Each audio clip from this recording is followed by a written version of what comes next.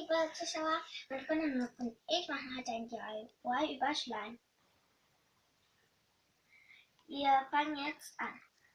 Also wir brauchen dafür so einen Flüssigkleber. Ich habe jetzt Bastelkleber Hobby Glue.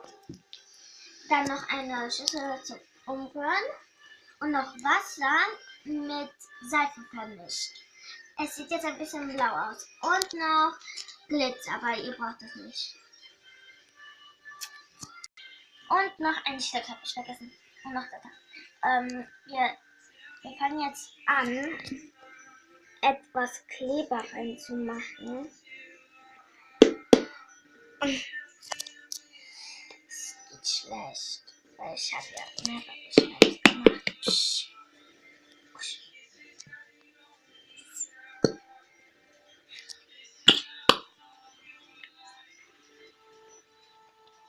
Okay, wir zeigen euch weiter, wenn wir das Schleim fertig gemacht haben. Also, wir haben jetzt das Kleber reingetan, so sieht es jetzt aus. Dann muss man ein bisschen verfüllen. Und jetzt fangen wir mit dem Mischen an. Erstmal geben wir ein kleines bisschen Wasser, so reicht. Und dann verrühren wir es.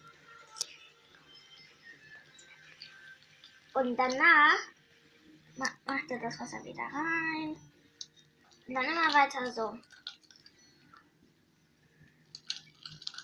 Jetzt haben wir das die ganze Zeit gemischt und dann müsst ihr es von den Stift wegmachen.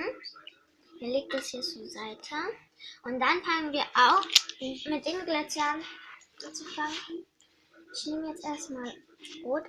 Wenn wir den Glitter gemacht haben, Weiß, Grün und Silberpulver, dann zeigen wir euch, wie es weitergeht. So sieht es jetzt aus mit den Glitzerfarben Rot, Grün, Weiß und Silberpulver.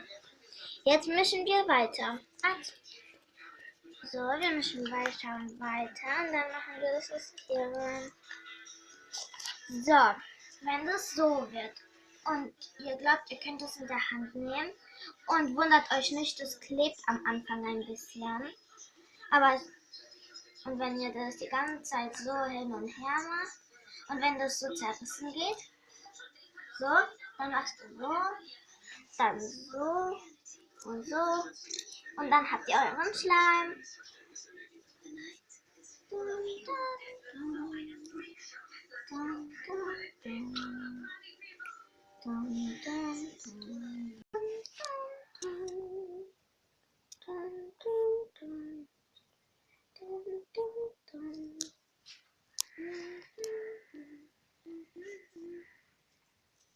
Ich hoffe, es hat euch gefallen. Bitte abonniert uns und ich hoffe, es hat euch gefallen. Bis zum nächsten Mal. Tschüss.